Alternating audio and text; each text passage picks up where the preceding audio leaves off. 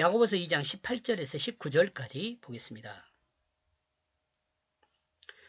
그러므로 어떤 사람은 말할 것이다. 너는 믿음을 가지고 있다. 믿음을 가지고 있다. 나는 행위들을 가지고 있다. 너는 보여달라. 그 믿음을. 그 행함이 없는 것으로부터 나타나는 믿음을. 행함이 없는 것으로부터 나타나는 믿음을 나는 보여줄 것이다. 나의 이 행한 것으로 그 믿음을. 예수 그리스도 대속의 십자가를 믿음으로 우리는 죽어 있습니다. 이 죽어 있는 십자가를 믿는 자를 부활하게 하는 것은 예수 그리스도, 예수 부활입니다. 부활하게 하는 것은 예수 부활을 믿음으로 부활한 거예요. 예수 생명으로 살아나는 거죠. 이는 하나님 말씀으로 부활하는 것입니다. 앞에서 설명한 내용 입 아프게 또 하는 거예요. 중요하니까 이거 믿어야 돼요. 믿음과 행함, 이걸 지금 설명하는 거예요. 계속. 하나님 말씀을 거역하던 인간이 다시 하나님 말씀을 그 마음에 심어 그 말씀으로 생각하고 행하는 성령의 사람이 된 것입니다. 하나님 뜻의 사람이 됐단 말이에요. 성령의 사람은 하나님 뜻을 행하는 사람을 말합니다. 그러므로 거룩한 혼이 되는 것입니다. 곧 하나님의 뜻을 따라 생각하는 거룩한 영혼을 가진 사람이 되는 거죠. 우리는 이를 거룩한 사람, 곧 성령의 사람이라고 말을 합니다. 그러나 이와 같은 부활을 이해하지 못한 사람은 육체적 부활만을 생각합니다. 육체적 부활. 육체적 부활이 뭔지도 모르는 사람들이죠. 그리스도인의 부활은 육체에만 국한된 것이 아닙니다. 그 영혼의 부활이 우선됩니다. 여러분 이거 잘 아세요? 그 인간론 배우면서 이런 부분들까지는 여러분 언급을 여러분이 못 배웠을 거예요. 즉 앞에서 언급하고 있는 말씀이 마음에 심겨. 이 말씀 뭐예요? 하나님 말씀, 예수 생명, 성령 뭐 이렇게 생각을 했을 때요. 또 진실이라고도 말해도 틀리잖아요. 그 말씀의 뜻을 따라 생각하고 말하고 행하는 사람이 되지 않는 사람은 죽어있는 사람으로 구원에 이르지 못합니다. 죽어있는 사람이 어떻게 구원받은 사람이라 하겠어요. 구원은 믿음으로 되는데 이 믿음은 예수 그리스도 십자가와 부활을 믿는 거예요. 십자가는 죽음이고 부활은 생명이 살아나는 거예요. 이 둘 다 생명이지만 이건 죽은 생명이고 이건 살아나는 생명이에요. 육체가 죽은 후에는 믿을 수 없어요. 믿는다 해도 이미 늦어요. 앞에서도 한번 말했죠. 십자가가 강조되는 것은 자신이 죽어야 하는 것이 우선되기 때문에 그래요. 죽어야 예수 생명으로 살죠. 그러니까 십자가가 강조돼요. 자신이 죽지 않는 사람은 말씀으로 부활할 수가 없어요. 자기가 죽어야, 자기 중심이 죽어야 말씀으로 부활할 수 있어요. 그리고 이 부활이 새 생명이에요. 그리고 이 생명이 구원받은 생명이에요. 이 생명으로 살아야 구원받은 생명이에요.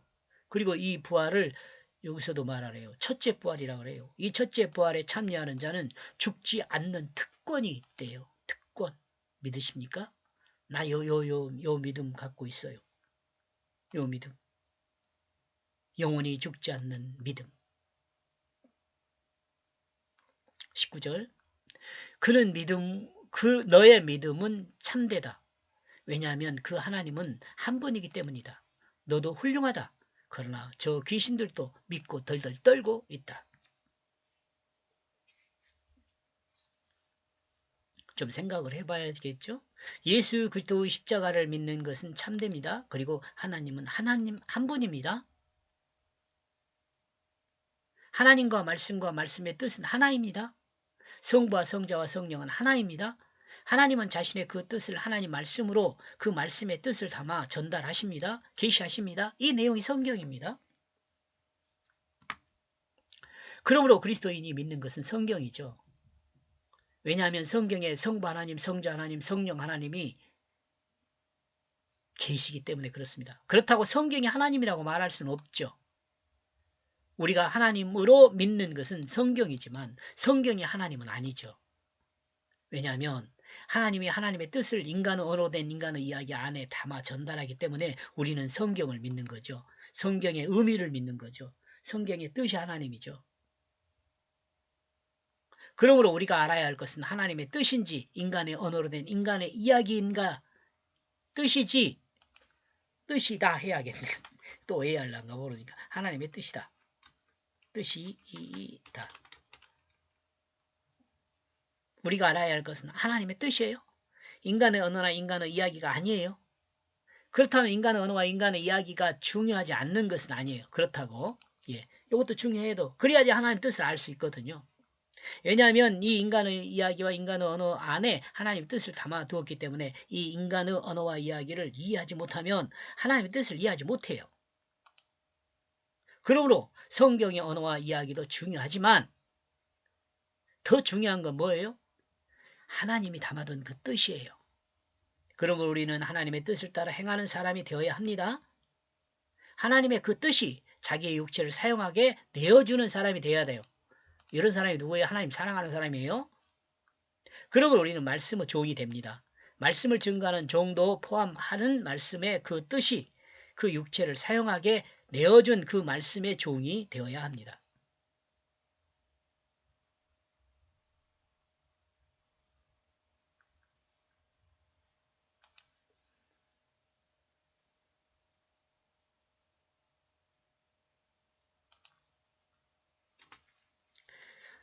말씀을 증거하는 종도 포함하는 말씀의 그 뜻이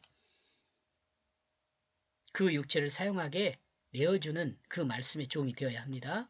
말씀이 우리를 사용함으로 세상이 하나님 말씀의 그 뜻을 알 수 있도록 증거하는 그 종으로 사는 것입니다. 하나님 말씀의 뜻을 우리의 삶을 통해 보여줘야 합니다.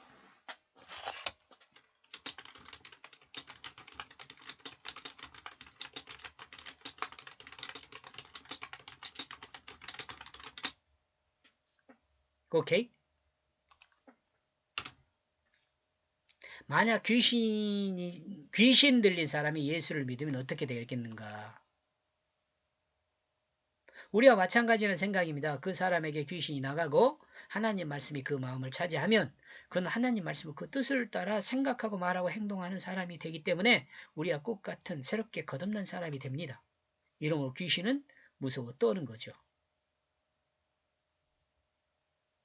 여기까지 보겠습니다. 고맙습니다.